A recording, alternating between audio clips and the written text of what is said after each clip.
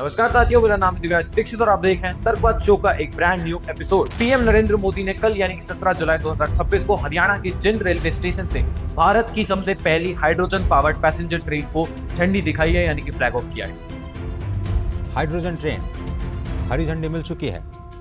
10 डिब्बों वाली ट्रेन जींद से सोनीपत के बीच की 90 किलोमीटर की दूरी को करीब 2 घंटे में तय। और ये दुनिया की सबसे बड़ी पैसेंजर कैपेसिटी वाली हाइड्रोजन ट्रेन बन चुकी है। एक ट्रेन जिसको ना तो चलने के लिए डीजल चाहिए, ना ही ऊपर लगी बिजली की तारें चाहिए। फिर ये चलती कैसे? इसमें हाइड्रोजन गैस के टैंक लगे होते हैं और ट्रेन के अंदर ही एक छोटा सा पावर प्लांट काम करता रहता है। जब हाइड्रोजन की हवा ऑक्सीजन से मिलती है तो एक केमिकल रिएक्शन होती है और उसी से बिजली बनती है। वही बिजली मोटर को चलाती है और इस पूरे प्रोसेस में जो बची हुई स्टीम निकलती है वो सिर्फ पानी की भाप है। उसमें ना तो कोई धुआं है, ना ही कोई कार्बन, कोई पोल्यूशन नहीं।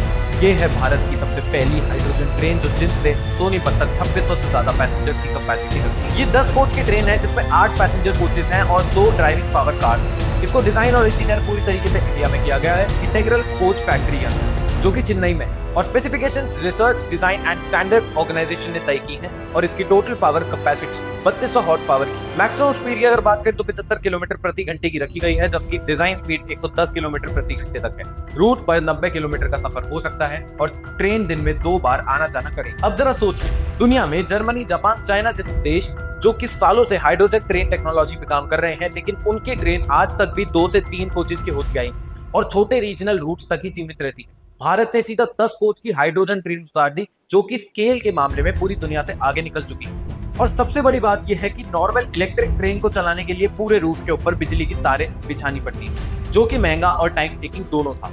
लेकिन ये ट्रेन अपनी बिजली खुद बनाती है, तो उन रूट्स पे भी चली जा सकती है जहां पर अभी तक इलेक्ट्रिफिकेशन नहीं पहुंचा है। जिंद में ही इसके लिए एक हाइड्रोजन रिफ्यूलिंग प्लांट भी बनाया गया है, जहां पानी से इलेक्ट्रोलाइसिस के प्रोसेस के through green hydrogen energy produce की जाएगी। ये मॉडल अगर सक्सेसफुल रहता है तो रेलवेज के हाइड्रोजन फॉर हेरिटेज स्कीम के तहत आगे और भी हाइड्रोजन ट्रेन हेरिटेज और हिल रूट के ऊपर उतारी जा सकती है।